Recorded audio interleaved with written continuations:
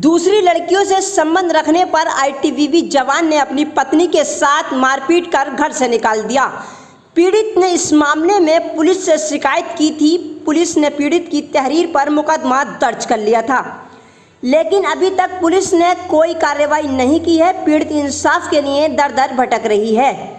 मनाढेर थाना क्षेत्र के रसूलपुर गांव निवासी युवती की शादी अमरोहा जिले के थाना डिडोली क्षेत्र के पतई खालसा निवासी औरंगजेब के साथ हुई थी।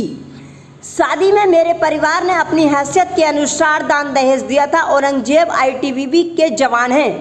शादी के कुछ समय बाद मेरे पति औरंगजेब ससुराल पक्ष के लोग सास खातूना ससुर हनीफ ननन सोनम शाइस्ता नंदोई बबलू ने बुरा व्यवहार करना शुरू कर दिया। मारपीट करते और ताने मारते थे। पति औरंगजेब के कई लड़कियों से संबंध हैं, जिनकी वजह से औरंगजेब मेरे साथ मारपीट करते हैं और मुझे घर में रखना नहीं चाहते। नंदोई बबलू मेरे ऊपर बुरी नज़र रखता है। 23 मार्च को जब मेरे पति ससुराल पक्ष के लोगों ने मारपीट कर घर से निकाल दिया था। इस मामले में डिडोली पुलिस से शिकायत की थी।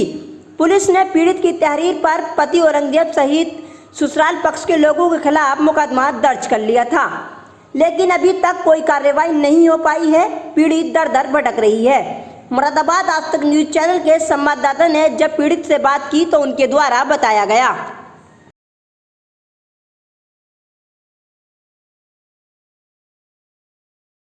आपकी शादी कहाँ हुई थी? मेरी शादी हुई थी पतई खालसा जिला अमरोहा में।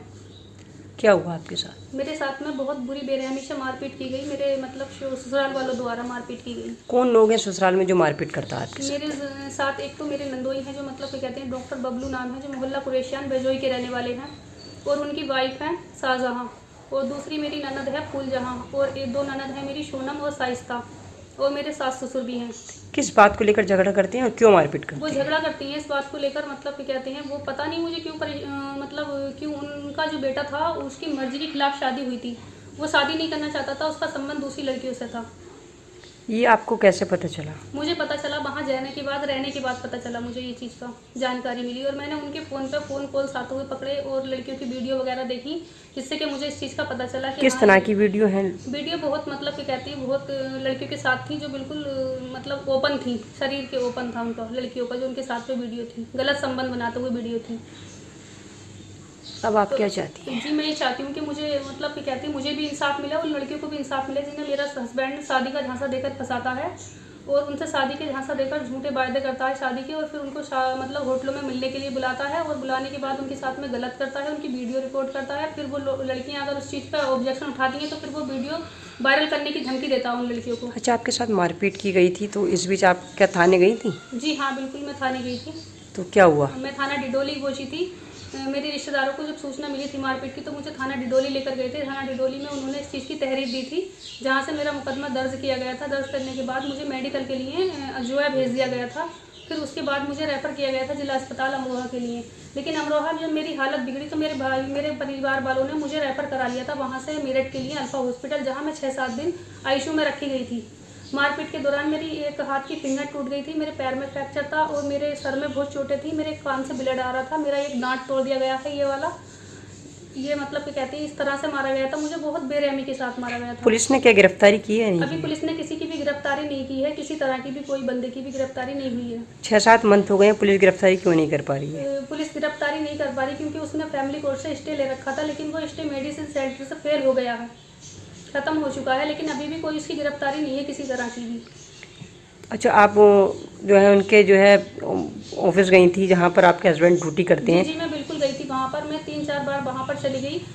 बरेली में बुखारा कैंप में आईटीबीपी में, तो वहाँ कमांडर साहब के पास इनकी शिकायत लेकर गई थी। मेरे पास एप्लीकेशन भी मौजूद है, मैं एप्लीकेशन देने के लिए गई थी वहाँ पर। लेकिन वहाँ के जो अधिकारी थे उन लोगों ने मुझे कमांडेंट सर से नहीं मिलने दिया गया, मुझे बीच में ही रोक लिया गया। फिर दूसरी बार जब मैं गई तो दूसरी बार में मुझे औरंगजेब वहीं पे मिले थे, तो उन्होंने हमारे साथ में बहुत बदतमीजी की थी, बहुत गाली गुप्तारी की थी अधिकारियों के सामने। जो अधिकारी थे, मेजर साहब थे, सीएम साहब थे, उनके सामने बहुत जो सूबेदार मेजर होते हैं उनके सामने बहुत बदतमीजी की हमारे साथ में गाली गलौज की, जिसकी सूचना देकर हम वापस वहाँ से आ गए। लेकिन मुझे कमांडेंट सर से नहीं मिलना दिया गया। जो मैं इनकी शिकायत वहाँ तक पहुँचाती, वहाँ जाकर करती। क्या मांग करेंगे आला अधिकारियों से अपने मैं लिए? आला अधिकारियों से ये मांग करना चाहती हूँ कि मैं मतलब कि कहते हैं आपके समाज की बेटी हूँ, मुझे इस चीज़ में न्याय मिले और उन बेटियों को भी न्याय मिले जिनके साथ ये गलत करती हैं। वो लड़कियां मुद्दा नहीं उठाना चाहती हैं अपनी इज्जत की वजह से, लेकिन मैं उनके लिए सपोर्ट बनती हूँ, मैं उनका मुद्दा उठाती हूँ कि वो मतलब इस चीज़ का उनको भी न्याय मिला। बेटी चाहे किसी की हो, मुस्लिम समाज की हो या हिंदू समाज की हो, लेकिन किसी इज्जत सबकी बराबर होती है, सबको न्याय मिलना चाहिए, किसी के साथ गलत नहीं होना चाहिए। कौन लोग हैं जो आपको धमकियां दे रहे हैं जान से मारने की? जान से मारने की धमकियां मेरा हस्बैंड दे रहा है, उसकी फैमिली वाले दे रहे हैं। बोले वो अगर अपना कोर्ट से मतलब केस वापस नहीं लिया तो हम जान से मार देंगे, और वो अगर हम इधर अमरोहा कोर्ट में आएगी तो हम उसे रास्ते से उठा लेंगे, उसके साथ मतलब ऐसा करेंगे वैसा करेंगे, इस तरह की धमकियां दे रहे हैं। मैं इसलिए अधिकारी साहब के पास जा रही हूँ कि मेरा केस ट्रांसफ़र कर दिया जाए थाना डिडोली से थाना मैनाठेर को। मैनाठेर थाने की मैं रहने वाली हूँ, ये मेरे पास में है। मेरे पिताजी विकलांग हैं, मुझे आने जाने की भी समस्या है, और दूसरी बात कि वो उस चीज़ का फ़ायदा उठागा कि वो मुझे रास्ते से उठाकर मार भी सकता है। डिडोली पुलिस की कहीं ना कहीं खामियां रही हैं।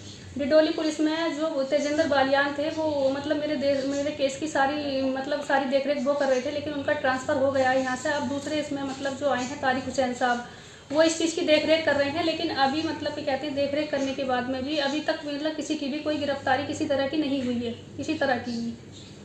कल मैं उनके पास गई थी, उनसे मिलकर आई हूँ, उन्होंने मुझे दिलासा दिया है कि हाँ मैं आपकी इसमें मतलब कि कहते हैं हेल्प करूँगा, इसमें देखरेख करूँगा, लेकिन अभी उसमें मतलब कोर्ट के जो आदेश है वो नहीं आया है, जिसकी वजह से अभी कोई कार्रवाई आगे नहीं बढ़ी गई है। और जो मेरी दांत टूटने की ये रिपोर्ट थी, ये अभी तक मतलब कि कहते हैं ये धारा नहीं लगाई गई है 326, उसमें चढ़ाई नहीं गई है रिपोर्ट में। क्या पुलिस ने अपनी मर्जी से धाराएं लगाई हैं? नहीं, पुलिस ने अपनी मर्जी से धाराएं नहीं लगाई, वो धाराएं जो थी मतलब कि कहते हैं जो मेरी हालत थी उसके हिसाब से लगाई गई देखकर।